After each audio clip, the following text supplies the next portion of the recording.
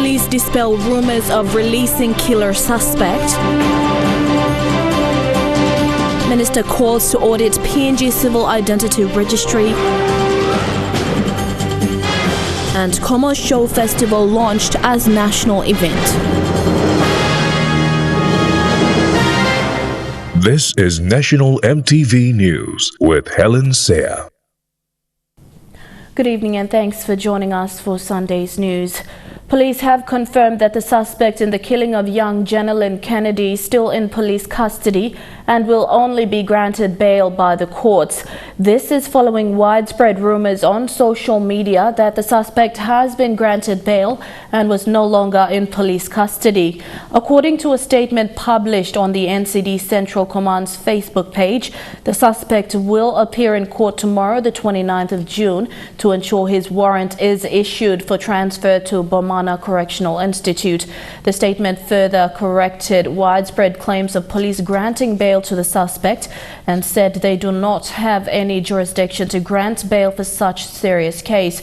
Senior officers of the police physically checked the holding cells and confirmed that Bosip Kaiwi is still locked up and posted 2 photos of him to confirm. Kaiwi was formally arrested and charged for willful murder during the week, with the CID homicide and forensic team working on the case. With PNG Civil Identity Registry now under the Department for Community Development, Minister Wake Goi has highlighted plans to get the office back in order. He said there is a need for an audit into the office and to get the staff back to work. The minister said this is to ensure better records are kept to assist the government in the national census next year. With the national census being deferred to next year, Minister Wake Goi highlighted the need to have this office in order. The minister says he will ensure better records are kept to assist in the national census. Sort of like audit into our staffing, and then we will get the head to lead the staff, and then the administration, we will work on it, put everything in order. Maybe we will start looking into the actual management operations and see how things have been done. In his plans to get the office fixed, the minister says there will be a staff and financial audit into the office.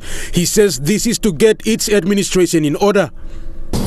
And then we also will look at how to handle with casual staffs, because if the permanent staff that already been there were forced out, we have to bring them back and push the casuals out and all these sort of things.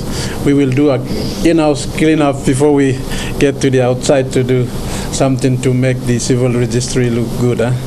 With more focus now on NID, the Civil Identity Registry is faced with many issues, and permanent staff has been replaced by casual staff. The minister highlighted plans to get permanent staff back to work. Do it easily and do what I want to get the quality out of the agency or the registry itself. So we'll do a lot of good things, and then we'll go out to roll it all the way to the provincial level, to district level, so that we have a good registry where everyone is well recorded, well noted. The minister further raised concerns to have the staff fully equipped to deliver quality outcomes. He says with the office in order, they will be moving on to establish offices in provinces. We will begin with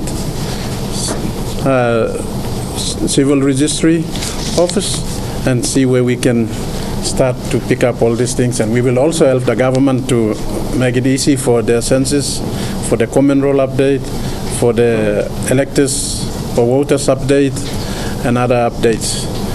Secretary Anna Kavanagh Buys further explained the Civil Registration Act, stating that NID is a component of the Act.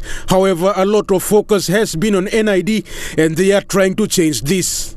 Has not been captured very well because of a lot of focus on the national identification card. And so what Minister is trying to do is this, get those vital functions back and get it in operation. That needs to happen. Rayon Lakingu, National EMTV News.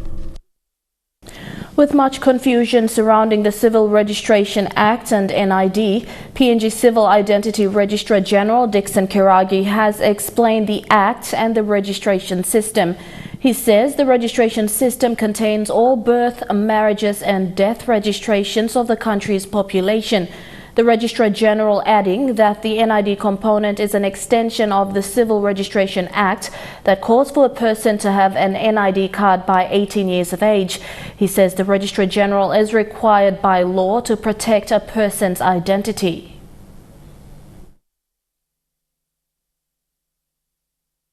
The register, your register, and your register is what we protect. And out of that register then becomes a national register which contains all the population information. So that's how important this system is. NID is a component, an extension of that registration. So when you register your pet, there are two things that come on. If you attain 18, then you are eligible for a NID card. If you are at birth and you register your child, immediately that child must be issued with a birth certificate. That is the simple definition of what the registration system is. If it is taken out of context and you give emphasis to one, then it undermines the whole civil registration purpose. And the principle is that you register with a person once and once only. You don't register that person twice, because your identity is the legal manifestation of your personality. And the Registrar General and the Minister are required by law to protect your personal identity at all costs. And that's what we cannot compromise. And in this sort of arrangements, we now begin to compromise the security of your personal information. The Komo Festival is now recognized as a national event. A certificate was presented by the National Cultural Commission signifying the purpose of promoting culture and tradition of the Hela people. Chairman of Hyde's Gas Special Purpose Authority, Lemson Mapira, says this event is to embrace and preserve the Wigman culture.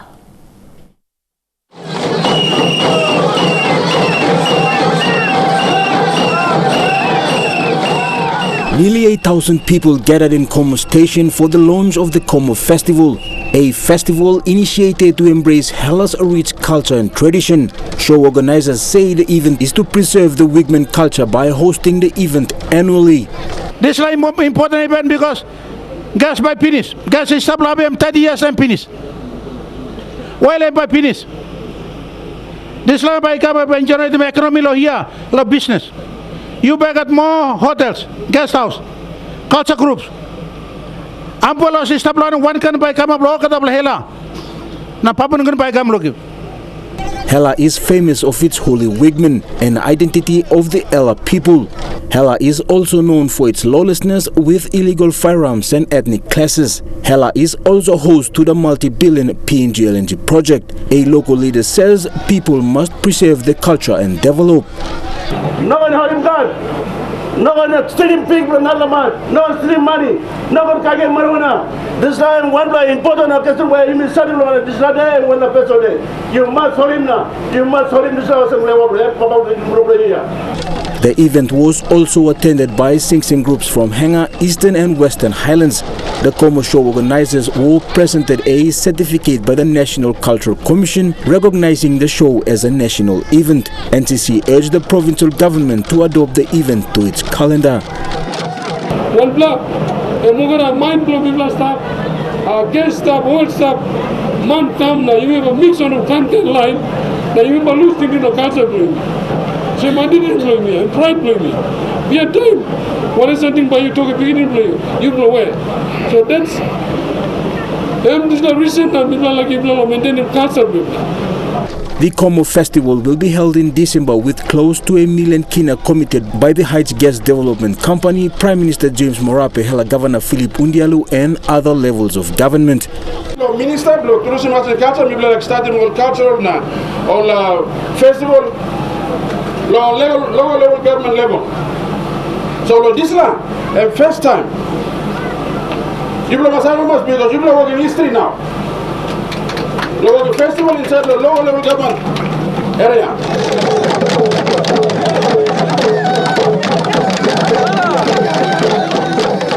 Jaglo Pava Junior National MTV News.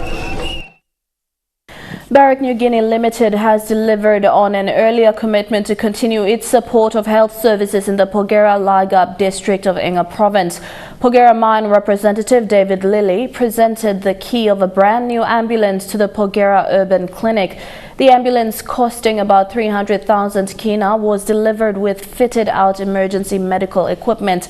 Porgera Urban Clinic manager Jerry Maku says the clinic is privileged to get the kind of support. The vehicle will also assist greatly in their ongoing efforts to raise awareness on COVID-19 throughout the district. Representatives from Australian Government, Kokoda Track Authority and the Central Provincial Government officiated at a groundbreaking ceremony recently to mark the launch of Central Water Security Project. Governor for Central, Robert Agorobe, said with the partnership of the Australian Government, many developments like the upgrade of the road and power supply to the villages were done. The project will begin in 18 villages and 6 wards of Depot, Vesulogo, Boridi, Kagi, Efogi and Manari along the Kokoda Track corridor. The water security project is a counter-funding project at the cost of 1.2 million kina. You're watching National EMTV News. We'll be back with more after these messages. Stay with us.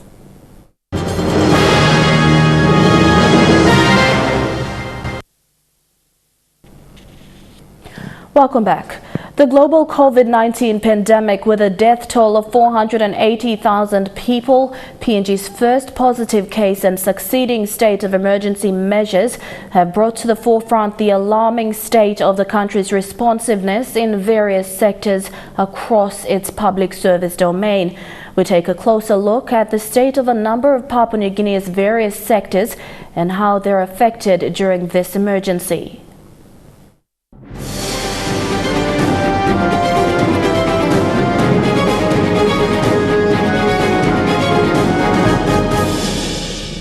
There is now a case established in Ley. A few days ago, there was a report that emanated from a test that was done by PNG Institute of Medical Research that did indicate possibility of a person infected. That was in March. Since then, PNG has been in overdrive, a flurry of activity that started off quite slow at first between individual agencies struggling to work cohesively before snowballing into the formation of the National Operations Center, NOC-19. NOC-19 coordinating all efforts in the COVID-19 fight that subsequently has led to the new normal. The health sector has been the vanguard, the blade on the edge of the knife. The first responders have been filled with anxiety on their capabilities in handling this on such an unprecedented scale. In February, discussions were slowly coming to fruition between the National Department of Health and the World Health Organization. Now Deputy State Controller Dr. Paisen Dakulala had been concerned about the lack of a cohesive effort between agencies involved. That push led to an amalgamation which included the Health Department, Defense Force, the police, transport, aviation and shipping, as well as a juxtapose of assorted agencies in both the government and private sector. Funding was rushed through for various projects that would include testing and isolation facilities, and the Medical Research Institute, which for years had been relatively low-key, was suddenly thrust into the spotlight. That light, though, showing the glaring weaknesses that had for so long been overlooked within PNG's public health sector. Understaffed and rundown facilities, medicinal supplies lacking, outdated equipment, rural outposts neglected by unpaid staff. The nurses in Ley's Angao Hospital were the first to revolt. Soon after, questions about the alien health sector were raised from various slices of society, all with predominantly the same question. Why now? Why did it take a pandemic of global proportions to put PNG in its place? Those questions acknowledged by Prime Minister James Marape, who said, "We must focus on the now." From the Health Department, a butterfly effect would occur, influencing almost all aspects of life in Papua New Guinea. One of those being education. Directions from the Department of Education and Minister Joseph Yopi Yopi were issued a few weeks ago for schools nationwide to return to normal on the 9th of June 2020, with the Education Secretary also issuing administrative instructions to all schools under the National Education System on the resumption of classes, revised term dates, and national examination dates. All schools are to review and reprogram their teaching and learning programs to cover lost lessons by adding additional periods, including takeaway homework and other suitable strategies. But receiving instructions and following them are two different sides of the coin. Schools have also been directed to comply with the new normal coronavirus prevention and control protocols. Schools themselves, from elementary to tertiary institutions, especially in government-run centers, have had themselves problems over the years in terms of funding. When the TFF was introduced in 2010, education administrators then had abolished school fee payments with subsidies received from the government for allocated projects. They took time, and schools struggled to cope with an influx of numbers without adequate resource materials. The new protocols placing even more strain on an already disgruntled workforce. So if you go to the classroom, you will see how many students in a class. It's really a good number because it's manageable. But again, we have challenges to put up more work and give more pressure to students to complete. These students will grow up, develop their own ideals of how to live, and some may even revert to the informal sector, relying on the land itself to make a living as is being done in agriculture. COVID-19 has forced PNG to look within itself.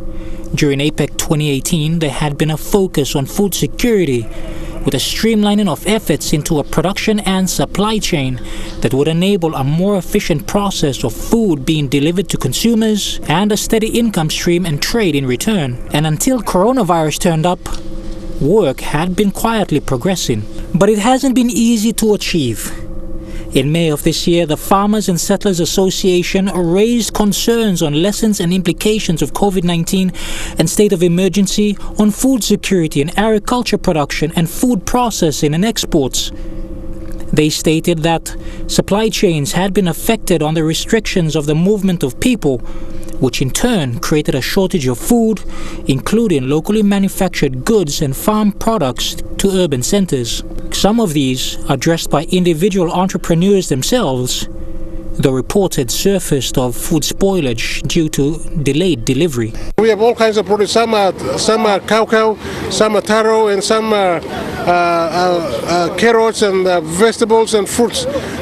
Basically, the fruits and vegetables. Now, however, with a refocus on looking within, those efforts have been accelerated, with international trade brought to an almost standstill over the past few months. Trade internationally, tourism locally.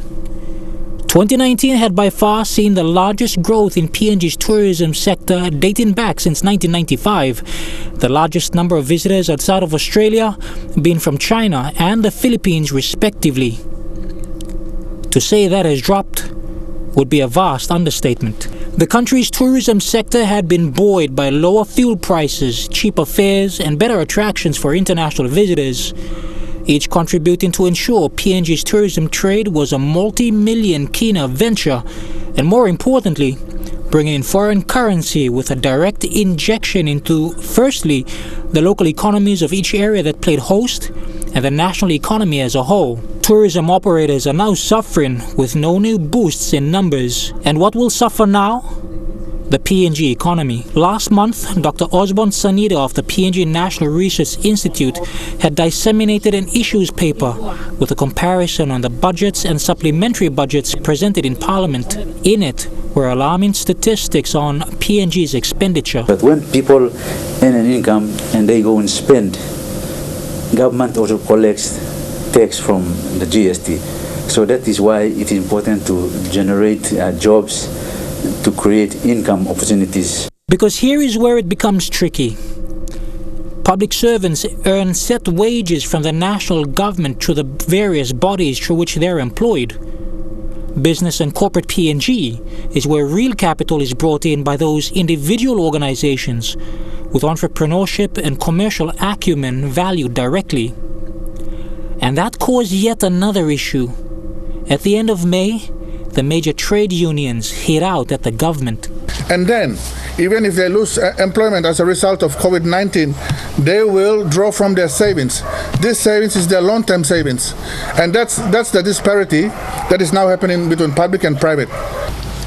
This situation, COVID-19 now, it's not been planned for the rainy days that we prepare for it. We save our 50 aside. This is a natural disaster. Now, 5.6 million, we haven't seen any state-owned enterprises budgeted in there.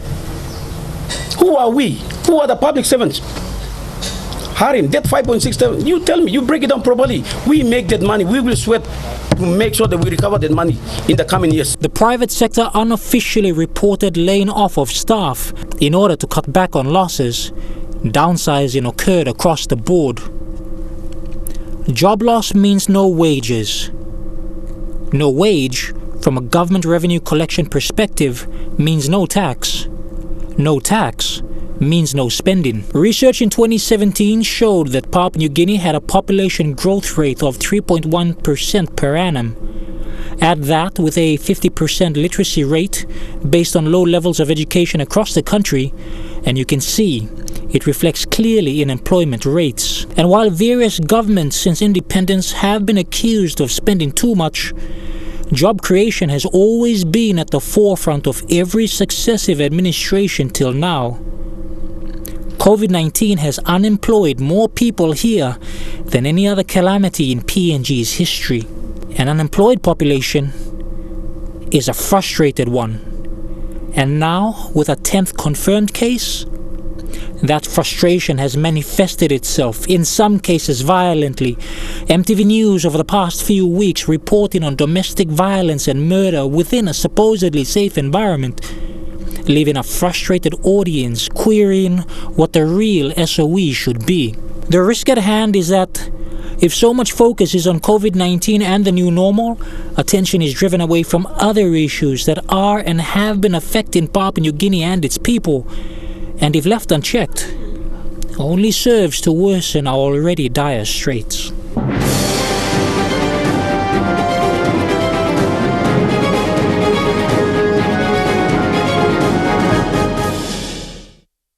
You're watching National EMTV News. When we come back, we'll take a look at stories making headlines overseas. Stay tuned.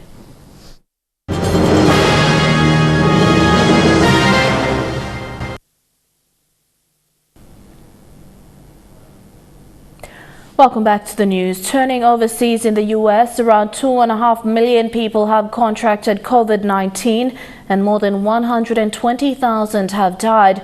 Over half the states are suffering surges, but that hasn't stopped authorities to ease lockdown measures.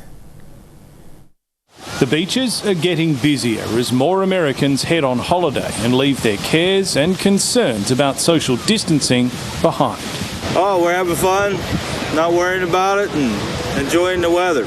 But the coronavirus isn't taking a summer vacation. Although things have improved in New York and the country's northeast, health authorities warn some of the warmest US states are starting to get hit the hardest. We're now seeing a disturbing surge of infections. Florida is among those causing the most concern. It's recorded more than 100,000 infections and its case curve has become substantially steeper. In Texas, more than 120,000 people are confirmed to have contracted the disease, while in Arizona, cases are not just rising. About 21% of tests are coming back positive, a sign of undetected community spread. Right now, the next couple of weeks are going to be critical in our ability to address those surgings that we're seeing in Florida. The United States has conducted more coronavirus tests than any other country, something the President often mentions when justifying the scale of the nation's outbreak. By having more tests, we find more cases. But doctors say his reasoning is flawed. That is absolutely not the explanation. There are just many more cases happening because the infection rates are rising. And for Americans desperate for an international getaway, that means they probably shouldn't be booking tickets to Europe just yet. There are reports the EU is considering initially blocking US travellers when it begins to reopen borders next month. That would lump America in with countries like Russia and Brazil, places that so far haven't been able to control the pandemic. The United Kingdom government has announced a dramatic easing of its COVID-19 lockdown measures, despite the country confirming 1,000 or more new cases a day. Restaurants, pubs, hairdressers and cinemas will be allowed to reopen in England from next month, and social distancing rules will be relaxed. For 3 months, this $4 trillion economy has been in the deep freeze. Now it's finally beginning to thaw. Our long national hibernation is beginning to come to an end, and life is returning to our streets and to our shops. I'm really happy. I'm excited to reopen and see all of our regular customers. A sense of relief, I think the biggest thing. We were kind of at a point where it was like make or break. Restaurants, hotels, galleries, museums, libraries and of course pubs will reopen their doors on July the 4th. Hairdressers too. As eagerly awaited as a pint will be a haircut, particularly by me. Underpinning the changes, are you taking a gamble with public safety, Prime Minister? The decision to abandon the mandatory 2-metre social distancing rule that's brought infections under control. It might seem like it's a bit like early days, but at the end of the day, you've got to try and get things moving again, otherwise the economy is going to collapse. The 2-metre rule remains in place in Scotland, Wales and Northern Ireland. There is no doubt that if you go from 2 metres to 1 metre, you increase the risk of transmission. The government has the support of the opposition. We will scrutinise the detail. We do want more clarity, but we welcome the thrust. Boris Johnson warned there will be localised outbreaks, but said there's not currently the risk of a severe second wave of infections. And if he's wrong, we will not hesitate to apply the brakes and reintroduce restrictions, even at national level, if required. It's one thing for these businesses to be allowed to reopen their doors. It's quite another for people to feel safe to walk through them. With this government's disastrous response to the virus and tens of thousands dead, you'd forgive them for thinking twice. Still in the UK, a town in Reading has been left reeling after 3 people were stabbed in a park. A 25-year-old man was arrested at the scene by unarmed police officers in what has been declared a terrorist incident. 25-year-old Khairi Sadala had fled Libya's civil war and sought asylum in Britain, but on the weekend he allegedly shattered the peace he'd once sought out, turning Reading's Forbury Gardens into a crime scene. He darted round anti-clockwise the circle, got one, went to another, stabbed the next one, went to another, stabbed the next one. Lawrence Wart wasn't sure what was happening until he saw the attacker coming towards him. And then he stood up and I saw a massive knife in his hand, probably at least 5 inches minimum, and then he turned and started looking towards us, and that's when I just started shouting, "Run!" When the local police arrived, they tackled the man and held him on suspicion of murder. Within 5 minutes of the first call, officers had apprehended a man and made an arrest. He remains in police custody at this time.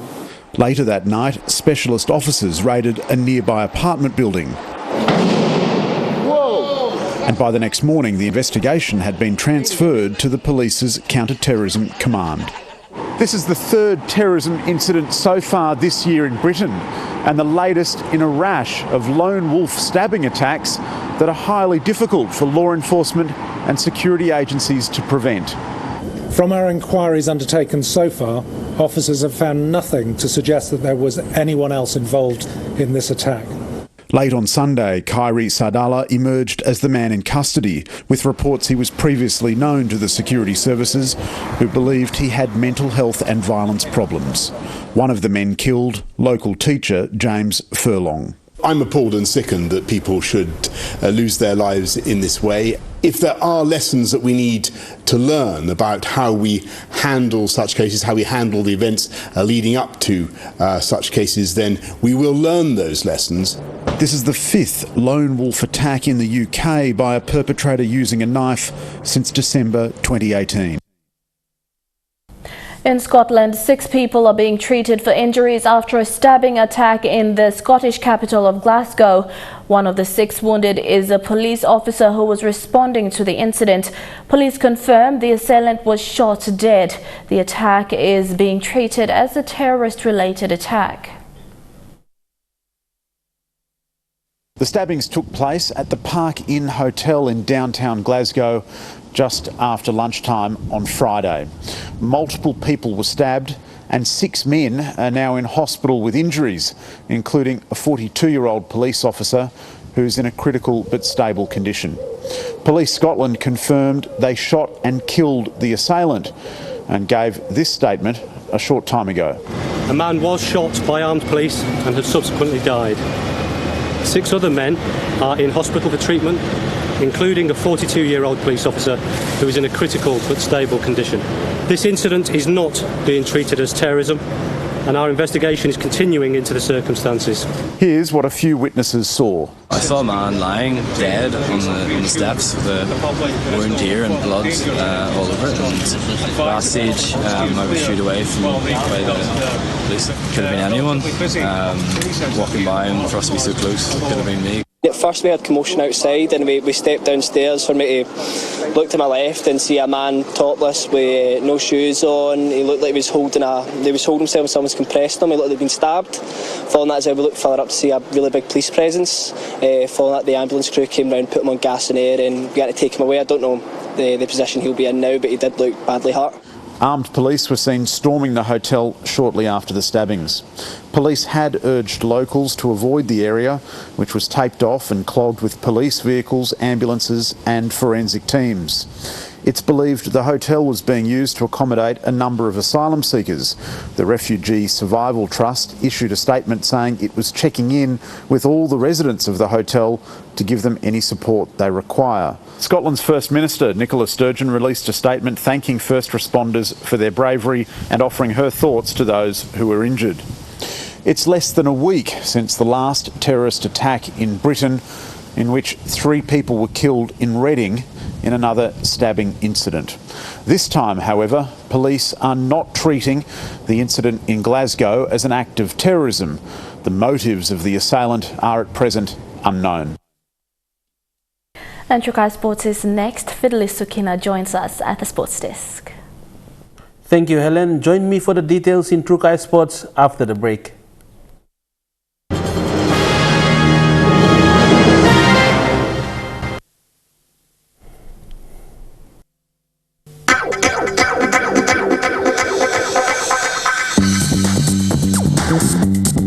Trukai Sports.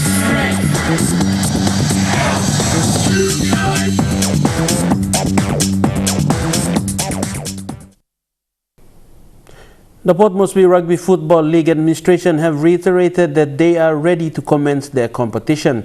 Administrator McEminor gave a run-through of the competition's standard operating procedures.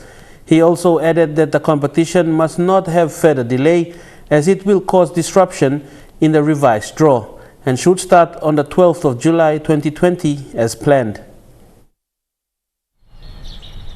The Port Moresby Rugby Football League is expected to provide the essentials like temperature checks and hand sanitizers for their players and officials. We have plans to have 2 infrared temperature guns at the gate, and then the sanitizing alcohol, 70% base alcohol sanitizing, all that we have already started at the White House, at our office and at the gates. Administrator of Pom RFL McEminor says they will also set up tents at designated areas for player checkups and also have trained personnel to monitor those present on game day. We're going to set up 2 tents at the reserve bench area where only 8 people will be allowed. That will include a first aider who will be pre-trained to handle any injuries on the field. If there's a situation or a suspect of any virus or virus-like symptoms, they will be isolated to another tent. Mecca said the chairman of Pom RFL, Dr. James Naipao, is the best asset they have, with his speciality as a medical doctor, specializing in the head, neck and respiratory tract. And on top of that, we have the greatest benefit in that we have our chairman, Dr. James Naipau, who is specialized in head, neck and respiratory tract specialist. So that gives us way ahead in our management and prevention of the coronavirus. The standard operating procedure written by Dr. James Naipau also states that teams will play their matches and move on, allowing for limited crowd numbers on the field. One game at a time. 20 minutes, one team come in, two teams come in, they prepare, they train for their match. After they go out, after 20 minutes, the next game. That's how we are going to have the schedule and order of games. And we start games on Friday, Saturday and Sunday, so 7 games in a weekend should not be a problem. And we are looking to have all 3 divisions to start. We are ready. I think we are comfortable with going by our prize money from last year. But Mekemaino stressed that the competition must not be delayed further because it will affect their already shortened season. With time running out, he urged all their affiliate clubs and officials to prepare for the 12th of July, which is their starting date. Grand final about 30th of October. We have come to that in the last 3 or 4 seasons, so we are comfortable with that. If we delay the start from the 12th to a week or 2 later, then it will look impossible for us to start and finish on time. So I appeal to all our clubs, our referees, to be prepared so that we start by the date 10th of July or 1 week after that. That's the latest we can go. We cannot go any later than that. The reigning premiers of the Intercity Rugby League competition, Leigh Snacks Tigers, are expecting overseas-based players to join their team. Tiger Emery, the captain of the Snacks Tigers side, says due to the COVID-19, they started training late. But he has confirmed that Komo's Edwin Ipape and Eden Egebi will be joining the Leigh-based franchise. Tiger also said the team is looking forward to their 10th anniversary as a club as they look to defend their title. Forward to this competition due to the COVID-19, and then maybe I have to go back now. Stop the respective area lumda, lo provinces lumda, and then Bokole maybe lo come back. We just came back, and then maybe no do making many training number lumda just stop, and we just start our training just last week. It's good to look at lo come back and play lo Tigers. I think it's both to the team, but hopefully Edwin got him knee injury blown, so I'm still working real blown. Minus one time I'm come back in, but I'm working still continuously work knee injury blown. Edwin no come yet, I'm still sabit lo lo must be.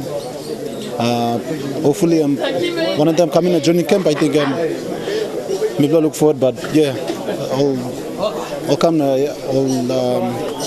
both team tomorrow Lumda too. 10th anniversary. I know I'm really tough, but yeah, we're just working. Maybe just work hard and prepare. It's game. Look forward to making a successful 10th anniversary of the club. Yeah.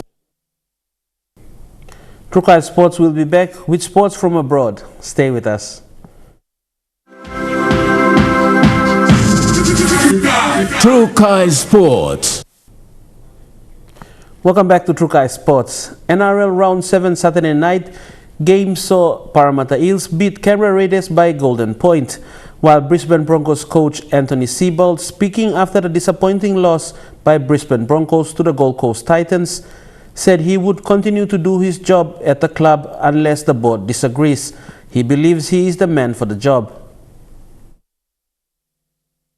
Parramatta overcame the loss of playmaker Mitchell Moses to beat the Raiders 25-24 in a Golden Point thriller.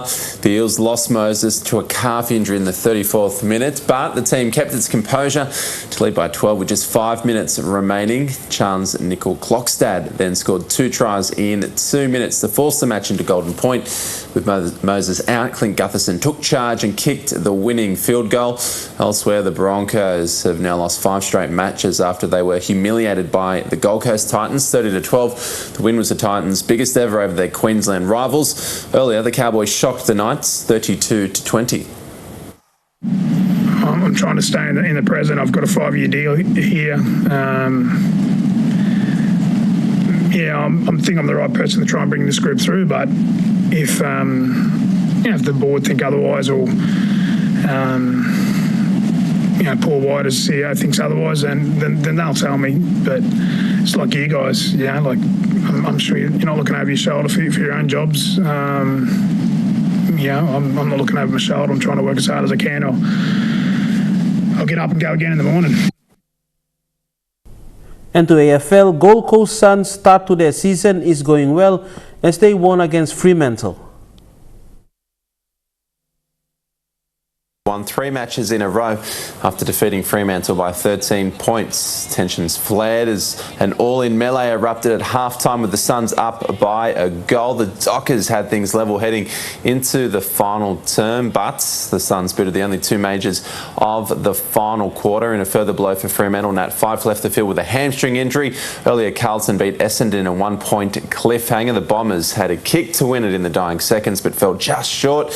And Richmond remain winless since the season resumed after going down to St Kilda 93-67. In the first half, when there was a little bit of frustration from the way we were playing, Matt was one that just sticks at it and keeps going and going, keeps burrowing in, keeps working, doing the basics.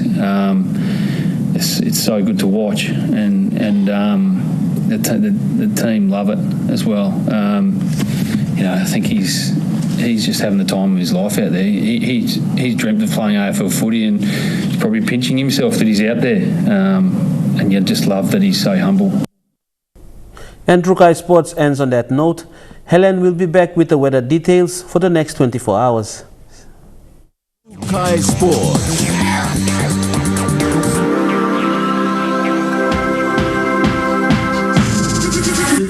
Trukai Sports.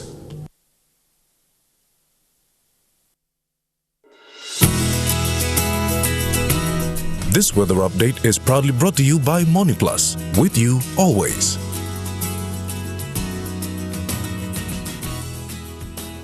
A look at the weather forecast for tonight and tomorrow in the southern region. Mostly fine, becoming cloudy with evening showers in Port Moresby. Windy and mostly fine, although partly cloudy in Daru. Becoming cloudy with evening showers in Kerma. Mostly fine, although partly cloudy in Alutau. And rain showers easing into partly cloudy weather in Popondetta. In the Mamasa region, rain showers and drizzles easing to fine cloudy evening in Lae. Rain showers and drizzles easing into fine weather in Medang. A few showers then fine cloudy weather in Wewak, and cloudy with rain showers and drizzles in Vanimo.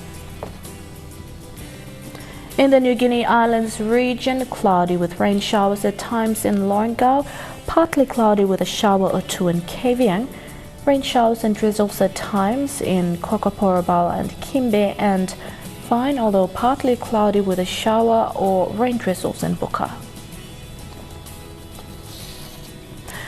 Forecast for a look at the Highlands region, cloudy with thundery rain showers in Mount Hagen, showers and possible thunderstorms easing to cloudy periods in Goroka and Kundiawa, cloudy with rain and some showers in Mendi and Wabeg. Forecast for small crafts within the coastal waters of Papua New Guinea for the next 24 hours, waters of southern PNG Indonesian border through Torres Straits to Daru to Kiwai Islands, to the Gulf of Papua, to Hood Point, to Samari Island, seas of 2 to 3 meters. Waters of inland Gulf to Kerma, to Yule Island, to Port Moresby to Hood Point, seas of 1 to 2 meters. Waters of eastern and western Milne Bay Island, seas of 1.5 to 2.5 meters. Waters of New Ireland to East New Britain and Bougainville, seas of 0.5 to 1.5 meters. Waters of West New Britain, seas of 1.5 to 2.5 meters. Waters of East Cape to Cape Vogel to Finschhafen, seas of 1 to 1.5 meters. And waters of East Cape to Cape Vogel to Finschhafen, seas of 1 to 1.5 meters.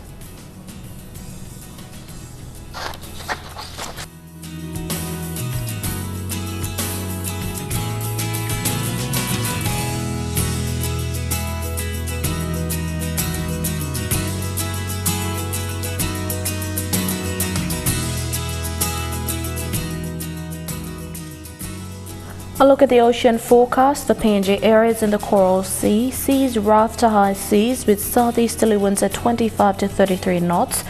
In the Solomon Sea, seas moderate to patches rough with southeasterly winds at 20 to 30 knots. In the Bismarck Sea, seas moderate to patches rough with southeasterly winds at 15 to 25 knots, increasing to 33 knots over the southwest. And in the Pacific Ocean, seas slight to moderate with southeasterly winds at 10 to 20 knots.